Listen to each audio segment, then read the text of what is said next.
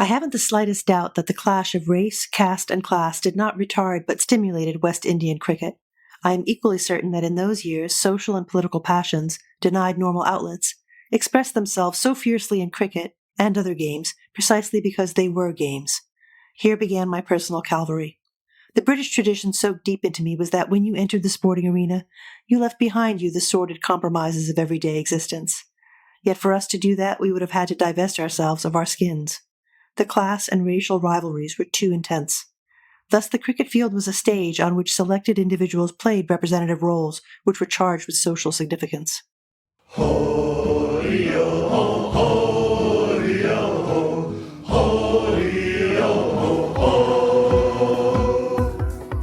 Hello and welcome once again to the Spouter-Inn. I'm Chris. And I'm Suzanne.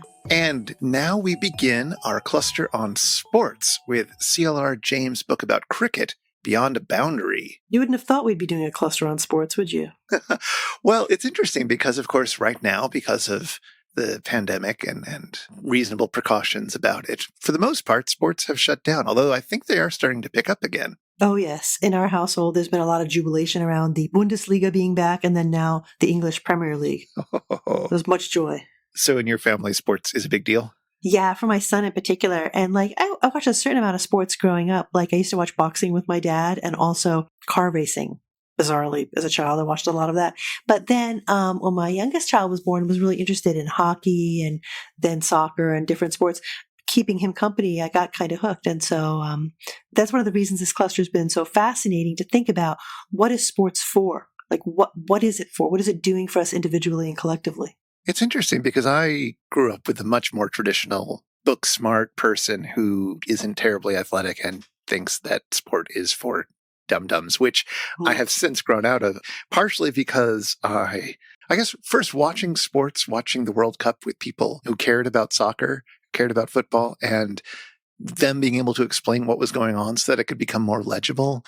And then traveling around and having that as a conversation piece, this event that so much of the world watches, it feels useful to know a little bit about it just for pleasant conversation, just to put your foot in the door with a huge chunk of the population. So there's always been something a bit dutiful about it, but I have been able to get into it for limited periods of time. I'm just not very good at reading it, I guess, is how that comes down. Now, football is one thing. But cricket. Yeah. Have you ever gotten into cricket? Now, this is the thing. So I have learned a reasonable amount about the rules of games like soccer or hockey and these kinds of things. Cricket, though, I've ever seen it on the screen when I was traveling in England. And I was sitting in a pub and I kind of watched it, with my eyes, did not understand a thing about what was going on. And I even looked up a little bit about it to try to wrap my head around it. I was like, no, can't do it. But with reading this book, it requires of you not an intimate knowledge of the game, but some knowledge of how it works and the relationship of the bowler and the batter and kind of what the dynamic is. So you can understand what's happening in terms of the people and what's happening in terms of the larger communities that are being represented by the teams on the field in some way. Yeah, I have also tried a few times to at least get a fundamental amount of cricket literacy, and it sort of has failed every time. And I guess I just haven't sat down and watched it with somebody who is enthusiastic and patient enough to explain it to me. Yeah. This book begins with a preface that explains a lot of cricket terminology and just gives you a very dense but very useful reference for the person who doesn't play it. It's true. You don't need to know a lot about cricket to get a lot of enjoyment out of the book. I assume that the more you know about cricket, it must the be deeper amazing. your understanding of this book will get. I was thinking about that at a number of points through this book. I was thinking, God, if this was a sport that I understood, or at least had some slightly deeper sense of, or could talk about with other people who also knew this sport. Like I was thinking about soccer, but it could be anything. It would be a really different experience. It would be easy to think, why on earth are we reading this book about cricket, a sport we have very little understanding of? Like, why are we doing this? It's because on the one hand, it's a book about sports and it's been recognized as one of the greatest pieces of sports writing, just of that genre ever. And also it's doing completely different kinds of other work that's in keeping with some of the kind of historical and political work that James is known for. Yeah, and I think it's also important for us to attempt to read books about subjects that we're not super familiar with and to expose our ignorance, so to speak. So, dear listener, There are probably other podcasts out there that will give you a more nuanced view of this book, especially in terms of the cricket knowledge. But, we're going to provide what we can. And absolutely, I will thoroughly recommend that anybody who has any interest in the intersections of sports and race and politics and history and aesthetics, check this book out. It's very well written. It's very readable.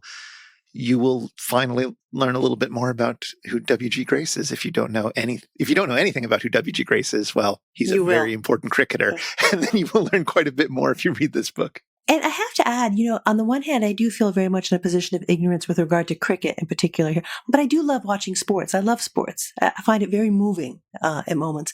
And it's a lot to say about that. But when James is writing about those moments where he has been moved and he has been struck, I like those felt so familiar, and I felt I felt so seen, So, no, I mean, there's a beautiful passage where he's talking about a player and the way in which the moment of that play stays in the memory. He says, "What made us sit up and take notice was that he had never in his life made such a stroke before." That came out afterwards, and that he had had no premeditated idea of making any such stroke. I do not remember seeing it again. He went in, there was the ball, and on the spur of the moment, he rescinded. Every few years, one sees a stroke that remains in the mind, as a single gesture of an actor in a long performance remains in the mind. I think it's such a beautiful passage. And it's exactly like that when you see something really remarkable, really beautiful, whatever kind of performance it is, right? It stays. And this is the kind of, transcendent quality that is one of the many things he's talking about when he's talking about cricket. That was also fascinating to me because James has this sense, which he repeats several times, about being able to recognize and remember very particular movements, ways individual players would hit the ball. And it would be very meaningful to him in a way that, in terms of sports, I can't really relate to that. But in terms of other fields, like I can think of music, like particular melodies that are so much of that particular composer or songwriter, particular turns of phrase that are so much of that author. That's exactly it. I think that's exactly what he's talking about, but it just expresses itself differently in these different environments. And when he goes on to talk about drama and sport, you can tell he's really drawing out the implications of that for us. Well, let's remind listeners a little bit about who C.L.R. James, the author of this book, is. We did a book of his not too long ago. The Black Jacobins, which was amazing. I mean, it feels like it was a million years ago, but it was only back in January. We read The Black Jacobins, and of course, on the one hand, you would say, well, this is a totally different book from that. That was a book about the history of the Haitian Revolution. This is a book about cricket. But they have a lot in common. And in particular, they have in common the biographical impulse as a way to talk about really big movements of history. And not just biographical in this case. For the Black Jacobins, he was talking about a number of figures, but in particular the figure of Toussaint Louverture, who's the critical figure of the Haitian Revolution. And that biography was a way to talk about this big movement. And here, too, you get a number of biographies, above all W.G. Grace, but a number of biographies that give us that kind of backbone. But we also get James's own autobiography as a kind of backbone to the narrative. So that's a really interesting difference, I think. So we won't repeat the biography that we did for the Black Jacobins episode, which you should listen to if you haven't already heard it. But James is born in Trinidad in 1901. And as he brings out beautifully in Beyond a Boundary, two things fascinate him as a child: cricket and literature. And we're going to talk more about that. And so he got involved in local publishing work, various kinds of activism, and then moved to England in 1932. And he spent a good deal of his life there and got increasingly involved in a whole range of political activity and journalism in ways that we might also return to a little bit, because his journalism was not just political journalism, even though that was a big part of what he was doing, but also sports writing for The Guardian, which still has very good sports writing, at least for soccer, I have to say. He spent some time in the U.S. and then eventually returned to Trinidad and spent his last years in the U.S. where he taught before finally returning to the U.K., where he passed away in 1989. And it's been really interesting over the last several years. Quite a number of recordings of James, both audio and video ones, have come into, I don't know if they've become more accessible or it's just there's been more interest in his work, but there's quite a bit of James's material online. And it's really worth listening to. He's a very powerful speaker and really charismatic and interesting to hear. So there's a BBC documentary from the 70s called Beyond a Boundary. It was made for a TV show, and it features a long interview with James. at the various locations that are mentioned in this book, talking about his relationship with cricket. A lot of the same ideas that are in the book. It's really lovely. It's worth watching. It's about an hour long. It's on YouTube. Probably not legally. We may or may not link to it because of that, but you can find it by doing a good search. You know how to do that. Yeah, no, it's really neat, especially the moments when he's back with some of the players he used to play with in different locations, like who are now old guys, but they're clearly all absolutely transfixed by the game. And we see them sitting there watching a game and sort of talking about it under their breaths. I found that part really charming.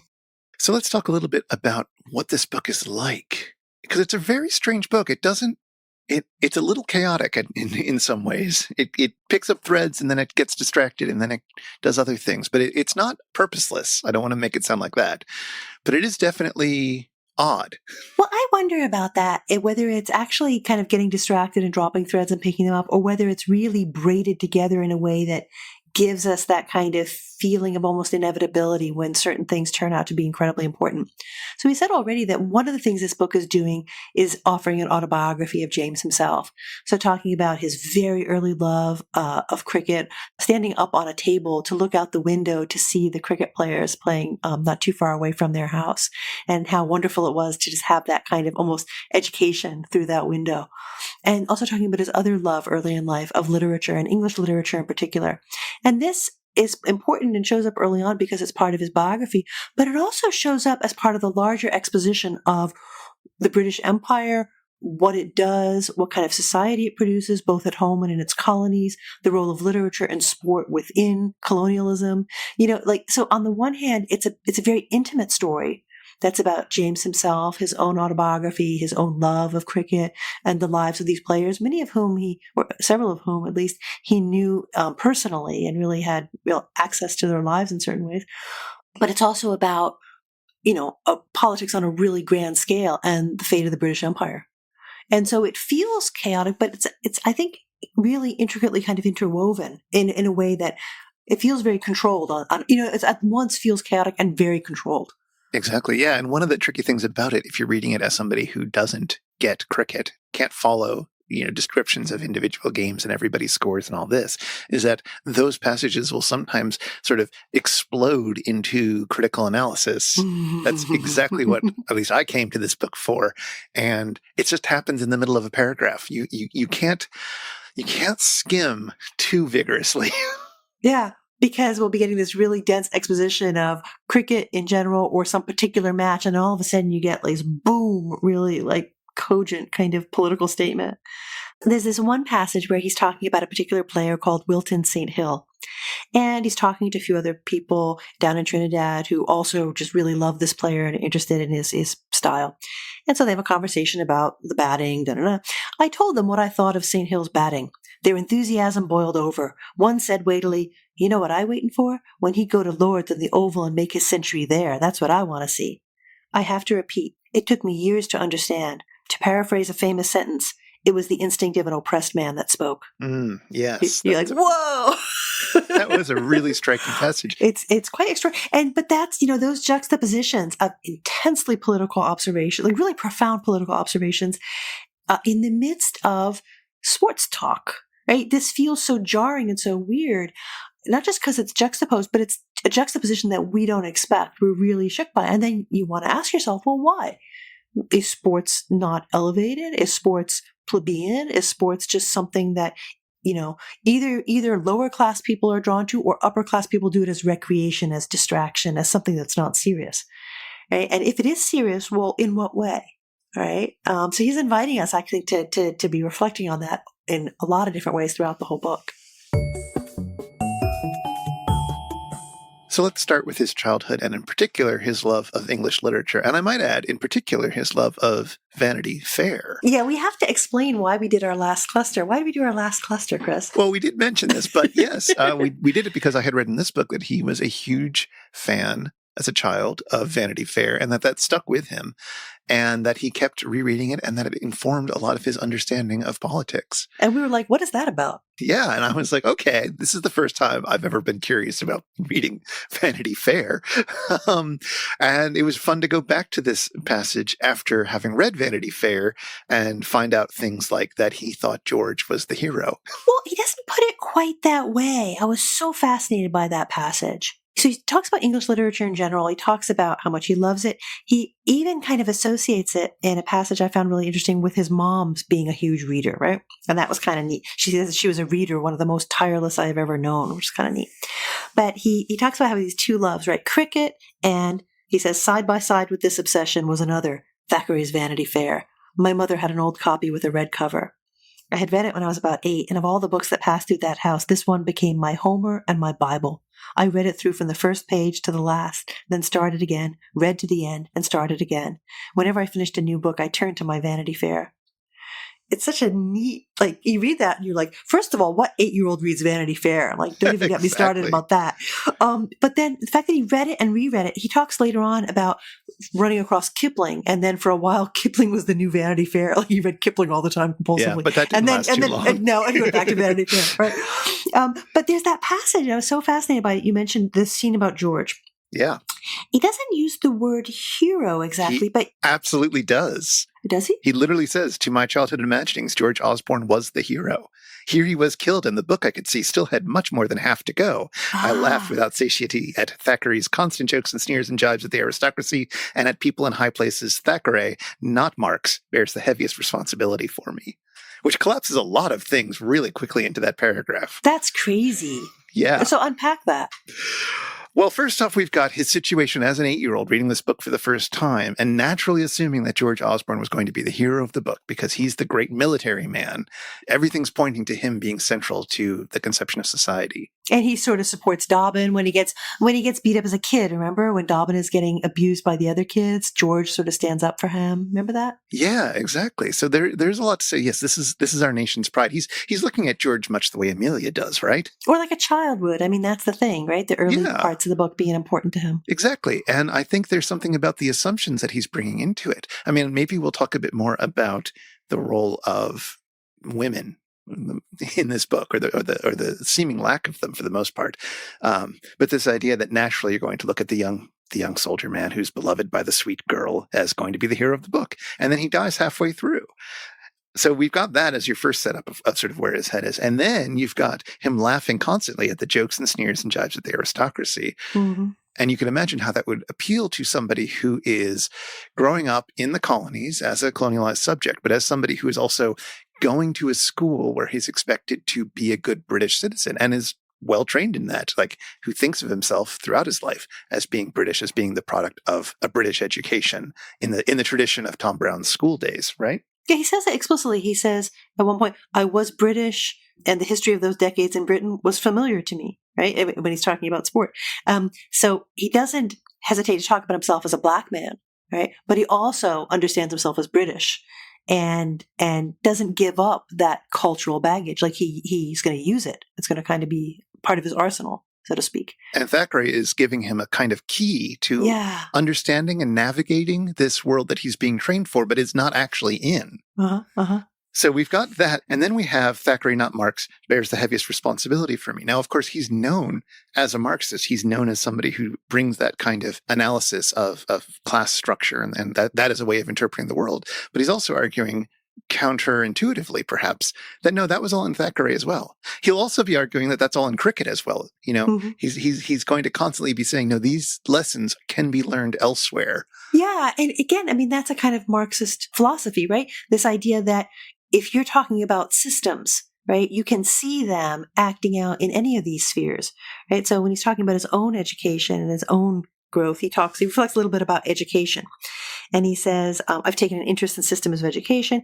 Each suited its time, but I have a permanent affinity with only one, the ancient Greek. When I read that the Greeks educated their young people in poetry, gymnastics, and music, I feel that I know what that means.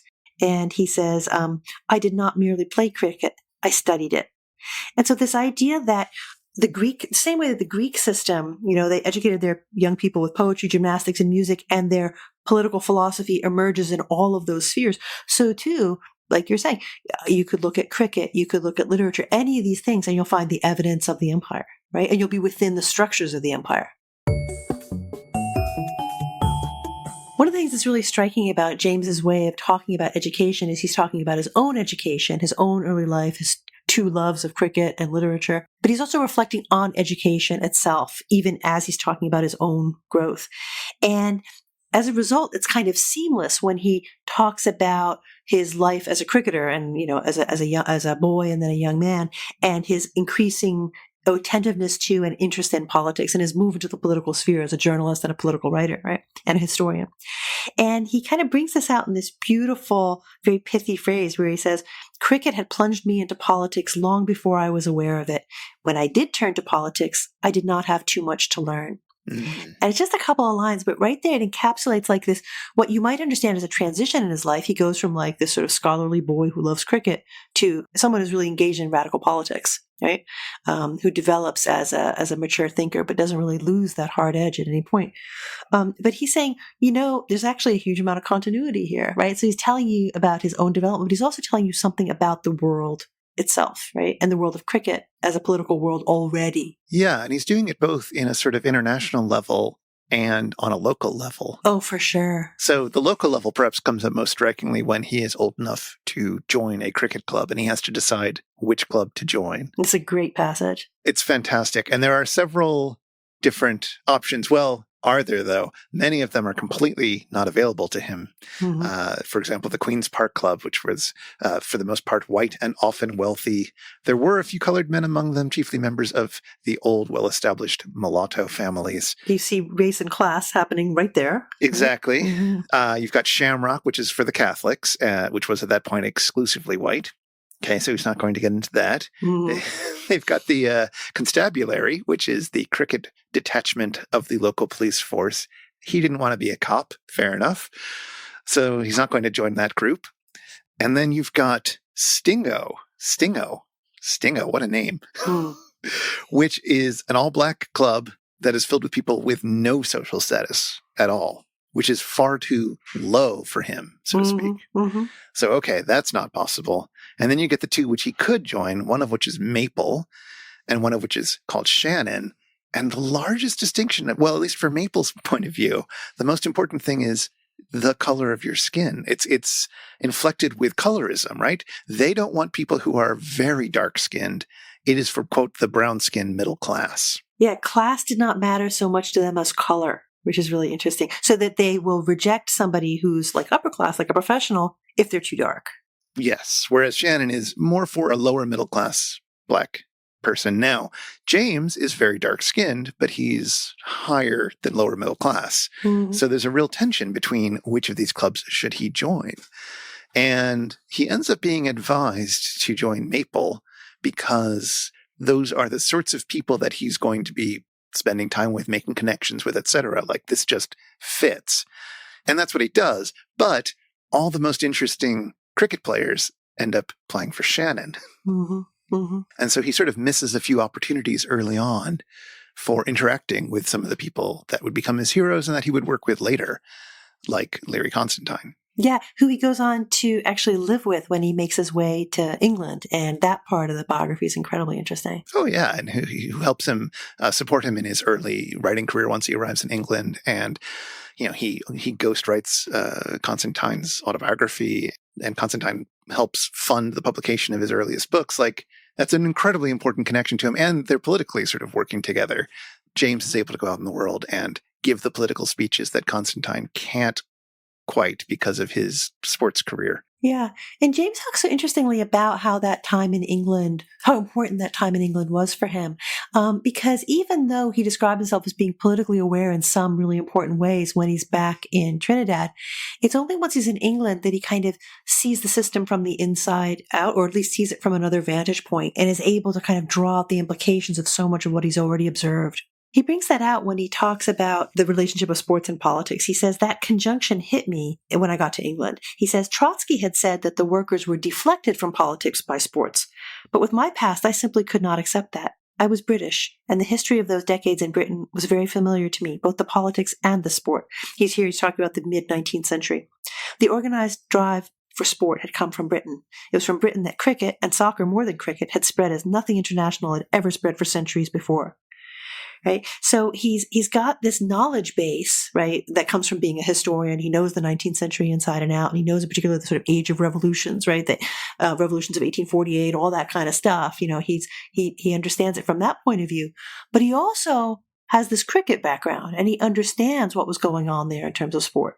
So when he gets to England, he can put it all together. It's very cool. Yeah, he's in a situation where conversations seem to be able to happen that weren't happening back in Trinidad in quite the same way. And it would be wrong to draw to pat a conclusion as to why from just that statement. But he's in a context suddenly where all of these conversations are happening, and he's being swept up by people who are really interested to hear more about West Indian independence and the relationships between politics and sports. Yeah, maybe he's in the north of England where like certain kinds of political things are happening in this period of time, right? There's a conversation that's happening about class that he's intersecting with in really important ways. And of course, it's not just the question of, which club should he pick? That is the interaction he has with racism in cricket in Trinidad and elsewhere. He offers many quick biographies at the very beginning of different players he knew growing up and how this intersection of racism and cricket affected their lives and affected their time on the field and their ability to play and their reception by the public. And he's really drawn out all sorts of examples, thinking about it, so to speak, on a larger scale. Yeah, and that narrative of how race is playing out on the cricket pitch sort of builds steadily on and on throughout the whole book. It's almost like this like counterpoint or this kind of undertow or something like that in the book as a whole. So we get a certain number of these biographies of cricketers and accounts of their lives, and then finally, once we get toward the near the end of the book, we hear about 1960 and the pressure that had built up around the question of whether you could have a black captain in an international match. In this case, it was the West Indian team and the Australians. And, on the one hand, that's a climactic moment, a turning point, but you can see he's built it on the foundations of all these other individual turning points in the history of the game and race in the history of the game. Yeah, that sequence is also interesting because of the role that James plays in it. James had returned from the U.S. to Trinidad and was expecting to stay there for a few months and ended up being there for about 4 years, I believe. Yeah. And part of that was because he got wrapped up in some of these debates about both self-government of Caribbean nations and also this question of what should be going on in this particular case. He becomes a very active columnist and campaigner and agitator. Yeah, political journalist, yeah. Yeah, exactly, towards making sure that this black player with tremendous amounts of skill and talent becomes the captain rather than this newbie white guy who wasn't really supposed to, who sort of lucked into this position in the first place, but really isn't qualified, isn't very good, and yet can't be gotten rid of because racism. Yeah, exactly. And one of the ways that he does this is like through that political journalism, through The Nation, right? This is this publication that he writes for. And what's so fascinating is he's kind of writing for the sports page and also political stuff. These are parts of the paper that we ordinarily understand as being two very different parts of the paper, right? Politics doesn't have a place in sports, right? All right. And come back to that point. But so he'll talk, for example, about how he would write about Frank Worrell being at the height of his game and, giving an account of his expertise, like from the position of a sports writer. But he also gives us the full text of his very long, very powerful open letter to the Queen's Park Club in February of 1960, indicating, what they would need to do and what kind of the extent to which people were really at the point of boiling over. Right. And that's real political advocacy in the domain of sport, but it's political advocacy. So it's extraordinary. He's got like these two, he's talking on two levels, and sometimes it's clearly one or the other, but they're always two prongs of the same fork, And he's an actor, right? He's telling the history, but he's also an actor in this history. And he does a really interesting job, I thought, of both acknowledging and incorporating his role as an actor while also not making that the center of attention. If this is an autobiography, it's including his actions, but it's not centering them, but it's also not denying how important they were. That's a really interesting point. You're right. He does a good job with that. Also, that section ends after the success of getting Worrell to be captain. It ends with him saying the case for West Indian self-government, which is to say his early political book, and quote, "It isn't cricket," this idea of cricket as this thing where you do the right thing, where it's very noble. The case for West Indian self-government and "It isn't cricket" had come together at last, and together had won a signal victory. And it's this idea, these two parts of his life, these two parts of his thought, this case of, West Indian self-government and what is cricket? What are the values that cricket teaches you coming together? And the values that cricket teaches you, it's really interesting to hear him describe himself again and again as a Puritan, as somebody coming from strong Puritan parents who has incorporated a lot of the sense of like what sports is good for from the English schoolboy tradition, again, of Tom Brown's school days, of where, you know, you build your character through sport. Like, this is why we do sport. It's more important to have good sportsmanly people and people who work together well in a team than it is to have scholars. And also that whether if you're wronged in some way, you know, you're not supposed to complain about it, right? You're supposed to keep the stiff upper lip. You're supposed to be a sport, right? But this passage where he's talking about that whole affair in 1960 is where he's like, you know, I'm done with that. And, Yes. and we're done with that. Right? Yeah. Like, I'm done with that, but also we're done with that. So he says it in this very personal way, right? He says, according to the colonial version of the code, you were to show yourself a true sport by not making a fuss about the most barefaced discrimination because it wasn't cricket. Not me any longer. To that I had said, was saying, my final goodbye. And no one knew better than I how much dangerous trouble was ahead if that sort of thing continued. Isn't that great? And you go, whoa. Because on the one hand, it's very personal, right? It's that this is me. This is how I felt. You know, it's a beautiful line. I had said, was saying, like in doing this, I was saying goodbye to that. But this is a dangerous moment because everybody is ready to say that right now to the empire. And I mean, when I say to the empire, I mean, that's right and wrong, right? To the empire in the sense that the empire doesn't come to an end right when Britain is devolving colonial rule, right? Like, how can I put it? On the one hand, the turning points come at certain chronological moments when you have self-government in different locations, right? That's the one turning point. But there's also the movement into the post-colonial, right? Where race and class and all of that colonial baggage is all still going to be there, right? It's an ongoing struggle. And that's something he brings out in the Black Jacobins too, right? It's not like, you know, you cast off the shackles of the oppressor and you're done now. So sports is political or not political? Well, he certainly argues that it's political. And in fact, I guess picking up again on the it's not cricket thing, this whole book is framed with a thing that he observed in his time in America, which was college basketball players throwing games for money. And he can't fathom this. It's not cricket. Like, this is completely incomprehensible to him. That's right. And it strikes him as very American Mm-hmm. and very much indicative of the American political system. And he talks about talking with Americans who have no real problem with this and have no sense of loyalty to the team or to your school or anything like that, because what are they doing for you? Like, yeah, you might as well get your own. Mm-hmm. This is America. And he is not interested in that at all. He finds that politically abhorrent and completely unsportsmanly. And the book ends with a discussion of his children who are being raised better than that. Yeah. Who may be American, but they know how to watch a cricket game and they know not to throw a game for money. Exactly. I love that. So even in that broad stroke, there's a sense of what is politically going on here, even beyond the more nuanced approach towards the intersections of race and class that he's been teasing out throughout the book. And he's making it clear to us that sports is never apolitical. Like, you might imagine that, oh, well, he's bringing out the ways in which sports is political, but that's because he's talking about a very particular place and time. He's talking about the West Indies, or maybe a little bit more broadly, he's talking about the former colonies of the British Empire. So, you know, the Australians, the Indians, the West Indies, you know, all this kind of thing. But those references to basketball and throwing games reminds you that there's this wider framework as well. And like, I don't want to get digressive about our own political moment, but, you know, there are people who say, oh, we mustn't politicize sports, right? We mustn't, you know, let politics into the sports arena. So ordinarily, for example, in the English Premier League, you know, when you're playing soccer, you're not allowed to have any kind of political anything on your clothing, unless it's been authorized or approved in some way by the organizational body, the Premier League, right? And, you know how this plays out in North America. We have only to think about football, right? To have a robust conversation about politics and sports. But this claim that sports is intrinsically apolitical is just crazy, right? I mean, as James brings out so beautifully, this is something that's been packed into it from the very beginning. You know, if you think about like the ancient Greeks, it's always been part and parcel of the undertaking. Like, he talks about the Olympics So we've talked a lot about how James unpacks the role of English literature in building his understanding of how class works, how the empire works, and all that kind of stuff.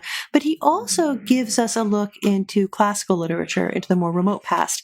And this happens in a number of different places, including very, very early on in Beyond the Boundary. So, for example, really near the beginning of the book, he describes a game that his cousin Cujo is playing in. The fast bowler ran up and bowled, and Cujo hit his first ball out of the world. It didn't seem to matter how many he made after that. The challenge and the hit which followed were enough. It was primitive, but as the battle between Hector and Achilles is primitive, and it should not be forgotten that American baseball is founded on the same principle. So it's a neat passage because there's a couple things going on there. One of them is this comparison with Hector and Achilles, right? So it's making you think about the Iliad. It's making you think about heroism. It's making you understand sport as a kind of a form or a reflection or an imitation of military warfare, right? Of armed combat between men. And a battle between two men, right? Two heroes, the way you have in sort of epic poetry. But it's also foreshadowing for us this education, this British public school type education that James is going to describe himself as having, being educated in Latin and in Greek. And it's laying the foundations for the unpacking that he's going to ultimately do when he starts thinking about ancient Greece. Yeah, he loves ancient Greece. There's a bit in that documentary where he talks about later in his life visiting Greece and going to the places where the Olympics were performed and where Greek dramas were performed, and just enraptured by it all, how all the ideals that he understands classical Greece to have, its interest in poetry, gymnastics, and music, like this all very much appeals to him. And he admits in the documentary, it may not actually have been like that. If he'd popped there, maybe he wouldn't really like it. But this notion, this ideal of it is absolutely compelling to him. Yeah, like, so on the one hand, he's got this kind of affinity, this very personal affinity and interest in what the Olympic Games were making possible, and the not just the admiration that the people have for the athlete, but the way in which he's almost a god, right? He's almost raised up above regular people. Like, he talks about the statues that sculptors made of these athletes. Odes were composed to the athletes by poets. He says one can only envy the Greeks their freedom from intellectual snobbery, which I assume is why he's saying, like, they're not ashamed to think athletes are the best thing ever, right? Right. As opposed to us, like, he's admiring this about them. And so it's very personal on some level and affective. That's all true. But it's also part of a really interesting historian's take on what happens when there are big political shifts. Like, what is the role of spectacle in the political environment? So he says this about the Olympic Games. He says, it was at the Olympic Games that the individualistic city-states and colonies asserted the national unity of Greek civilization and the consciousness of themselves as separate from the barbarians who surrounded them. Right? So he's giving us a sense of how they work. He says, to the extent that a historical parallel is suggestive, to that very degree it is dangerous. The games were not introduced into Greece by the popular democracy. In fact, when the democracy came into power, it lifted another type of celebration to a position of eminence, to which the games soon took second place. So he's not just going to tell us about the Olympics as a kind of a harbinger of what sport became for the British Empire, but he's going to say that was the main focus for a period of time, and people would all gather in this, somewhat remote location, Olympia, for the games. And they made a shift. So when the political system shifts and you have democracy happening, there's this other kind of thing they start doing instead, which is drama. Yeah, which is Greek drama. Mm-hmm. He's got a whole chapter unpacking the question of, is cricket entertainment or art? Yes, yes. And it's pretty interesting to see him tease this out, because on the one hand, he admits that there are certain things that art can do that you're not going to easily do with cricket playing. The particular emotional scenes that are done in plays that are reflecting of events can't really be recreated on a cricket field. But that doesn't really matter. There is more to art than that. But he draws upon contemporary art critics and art philosophers talking about the importance of form and motion. And you can think about how that plays out in especially mid-20th century art. But the idea of looking at these sculptures of athletes, but also looking at any type of sculpture or any type of painting and how it values the movement and the form, and how a lot of cricket, a lot of the athleticism of cricket, a lot of the decision to bat this particular way, bowl that particular way, is also form and motion combined, and that there's a very similar aesthetic experience. And as you say, similarly, you can see that when the Olympics are replaced, they're replaced with drama, that this is somehow taking up the same role in the politic Now, that may or may not be true. I also want to say his understanding of ancient Greece may not be up to date by our standards, but it's a useful framework for him to think with. Yeah. And the weird thing is he's not, in the end, he's not drawing the parallel between the Olympic Games, the sports of the Olympic Games, and the sports of, 19th century cricket, 19th and 20th century cricket.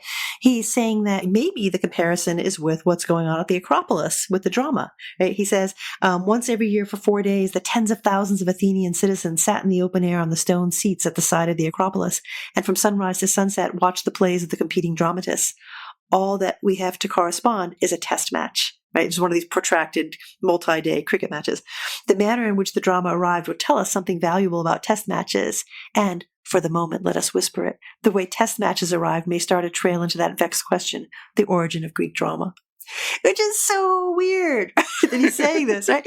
So first, it's that, the comparison is not sports to sports. The comparison is sports to drama, first of all, like, our sports and their drama. Right. Because of democracy. And then also this idea that not just, understanding the emergence of Greek drama will tell us something about our modern world, but also our modern world, like the test matches, might help us to understand ancient Greece. It's a really interesting way of thinking about what history is for. Like, we've been talking about what sports is for, but this is, I don't know, this is just such a individual way of thinking about how historical interpretation could work. I don't know, it blew my mind. Yeah, I love that such a nuanced historian, somebody who really seems to value the primary materials and so forth, and the nitty-gritty of history writing, is also willing to make these moves that would be seen as anti-historicist in some ways. Yeah, it's a very different kind of historicism anyway. So what is your favorite aspect of this book? What was your favorite part? Oh, that's a really good question. And there's a lot of stuff I liked.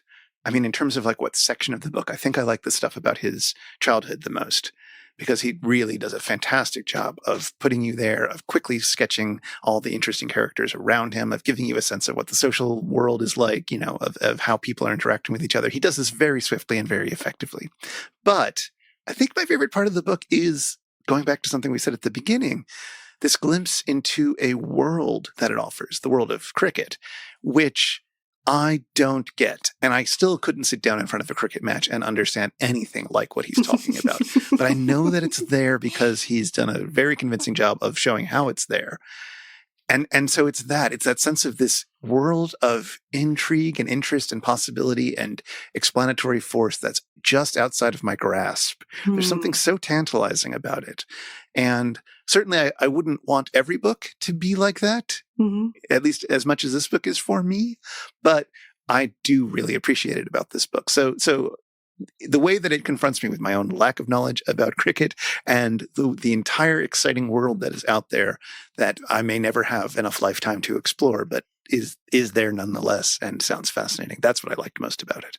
That's neat. It gives you that sense of potentiality, kind of things you could know. The world is a bigger place, having read this book, right? That's I think where I'm going with. What about you? Oh, there's a lot, like you, there's a lot in this book that I loved. I mentioned one thing earlier, which is just the way in which he describes, like I want to say beauty, but he doesn't use that language to talk about it, like the sort of almost quality of being outside of time that you sometimes have when you see a particular athlete, you see a particular player doing something that you've never seen before, but you will always remember it, right? But the other thing I kind of found very enchanting in this book is, there's like hardly any women in this book.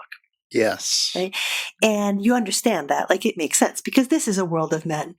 And there's a lot to say about that, except at certain very, very kind of neat moments. We talked already about how he mentions that his mother was a reader, one of the most tireless I've ever known. And the copy of Vanity Fair is his mother's copy, right? This old copy with a red cover. So there's a lot unsaid there. Right. And then there's a moment that I think resonates with that really interesting when he's talking about the Grace brothers. Right. So W.G. Grace and his two brothers, like of the 5 brothers in that family, 3 of them were fantastic cricketers. Right. And he talks about their mom. He says, when we look at the family, we look at the mother. He said the mother was one of those modern women who, being born before their time, did what was expected of them in the sphere to which they've been called, but made of it a field for the exercise of qualities that would otherwise have been suppressed. The prototype of them all is Florence Nightingale. Mrs. Grace's place was in the home, which included the orchard. She mastered the game of cricket, was firm, not to say severe, with W.G. for not catching on quickly enough to her instructions as to how to play a certain stroke. She kept books, the scores of the family. She wrote to the captain of the All England 11 recommending her son E.M. for a place in his side. She took the opportunity to say a word for W.G., who, she said, would be the best of the Graces. Right? Until she died, the boys wired match scores and their personal scores to her at the end of each day's play. There was much of his mother in W.G. I love that. I love that, right? Because it's not just like she's cheering them on. She has authority over the household, which included the orchard, right? I mean, I think what's being implied there is that, like, the open space that you can make into a cricket pitch. Like, it's like, I don't know, the hockey cliche of, like, making a rink in your backyard by, like, spraying the hose until it freezes so your kids can play, right? I mean, like, she kind of made them in some way in that passage, right? She's a woman who's in a time when there's not a lot possible, but one of the things that's possible is to make them. Right. And when they send their scores, like, it's partly because, mom wants to know our scores, but it's partly like she clearly is in on the game. I thought that was wonderful. Like, these two moms, right? They kind of like, they bookend the two loves of James's life, right? Cricket and reading. There are very few women in this book. All of them, however, are really interesting. So I will say that I wish James acknowledged the lack of women in this world. But you can't have everything, I suppose. No. There's also a fantastic scene with his aunt, Judith, who is the English Puritan incarnate, a tall, angular woman, and looked upon a particular player as a child of the devil. But if he'd been stricken with a loathsome disease, she would have prayed for him and nursed him to the end because it was her duty. And she would prepare feasts for the local players once a year. And at one point, they all come. She prepares the feast. She puts it out there. And then she was serving when suddenly she sat down saying, "I am not feeling so well." She leaned her head on the table. When they bent over to find out what was wrong, she was dead. I would guess that she had not been feeling so well for days, but she was not one to let that turn her aside from doing what she had to do. It's hard to know what to make of that. Yeah, but it plays really interestingly with his sense of cricket, with Puritanism. You do what you have to do. What you do. Yeah, exactly. Yeah. And his Aunt Judith comes back again in the very end of the book. Do you remember when he's talking about his sister? It's this really interesting passage. I was thinking about it actually just a little while ago. He says, "My Aunt Judith, I learned, became the matriarch of her neighborhood. Fathers and children, husbands and wives, sweethearts and lovers all brought their troubles to her. Judith sought and often achieved reconciliation and peace. Her character as I had known it never changed, but stood out among those around her like a lighthouse." And this is the same passage. "I walked behind my father's hearse with my sister. My mother had been paralyzed for 13 years. My sister had tended her without complaint. She had smoothed my father's last years. When his coffin was about to be lifted from the house, she shed 2 or 3 quick tears. During the service, she sat while one hymn was being sung. That was all. It was Judith all over again." Right? So Aunt Judith shows up there so he can say this about his sister. And so on the one hand, he's describing this very, very circumscribed and limited environment that women have available to them. But I don't know if I'm wrong in seeing it also as a kind of a really compassionate account of that, whether he's talking about his mom being his mom's books, or whether he's talking about W.G. Grace's, mom in the orchard, or whether he's talking about his aunt and his sister. Like, it's bad that their lives are circumscribed in these ways and that they have lives of service and that's what's possible for them. It doesn't seem unsympathetic, though. I mean, he sees it at least. Yeah. He, what I want to say is that although they are largely absent from this book, and he doesn't note their absence, he does treat them as people, which is maybe not what every writer would have done at this, writing this kind of book. Yeah. It's interesting you say that, because it brings to mind this one, it seems like a trivial little detail, but I was so struck by it when he's talking about British education. And he's talking about like precursors to that, like, so Greek education. He says Greeks educated their young people on poetry, gymnastics, and music. Well, Greeks did not educate their young people, right? They educated their young men. They did not educate their young women, as far as we know, right? This is not a thing, right? Right. And it could be a slip, right? But it could also be just like, I can't go there right this minute kind of thing on the part of James. I mean, they also only educated some of their young boys. Yeah, no, that's and true. He doesn't really acknowledge that either. In fact, he describes a few times ancient Greek democracy as involving everyone. Mm-hmm. Or maybe he says involving every man. I don't remember. But either way, no. Very much no. Mm-hmm. But again, he's working with this imagined ancient Greek past and is using that to drive his sense of what could be in the future. But the most beautiful thing is definitely this way of talking about sport as transcendent. Like when he says, we can answer the question, what is art, only when we learn to integrate our vision of Walcott, this important cricketer, on the back foot through the covers with the outstretched arm of the Olympic Apollo. I don't know. I think that transcendent sense of sport as the thing that can lift you. It's sordid and it's bound up in everyday life and it's part of politics and it's part of empire and it's all of these things. But it's also briefly something else. Well, speaking of classical education, although we've run out of time for Beyond a Boundary, we will be continuing to talk about sports with the next book, which is by far the best known of the 3 books we're doing in sports. But not as sports writing. No, not usually considered as sports writing. We'll be looking at Virgil's Aeneid, the epic foundational poem of the Roman Empire. And in particular, book 5, which doesn't usually get a whole lot of attention, but it's about sports. Yes. Now, we'll be looking at more than just book 5, of course, but we will definitely be paying attention to that book as well. Is there a particular translation that you would encourage listeners to check out? I don't have strong feelings about that. I myself tend to like to look at the Loeb translation because it's facing page and my Latin is not great, but it's good enough so if I find a neat passage, I'd be like, oh, how does that look? Do you have one that you recommend? No. I should think about that. I don't. I think I've got a copy of the Mandelbaum translation only because at one point we taught it, but I don't remember loving it. It's okay. Well, use whatever translation you like. Actually, listener, if you have a translation that you find particularly interesting that we should know about, drop us a line and tell us. And I should also add that we will also be looking at a very interesting poetic translation of it, half of which is published. The first half of the book has been published by David Hedbonick.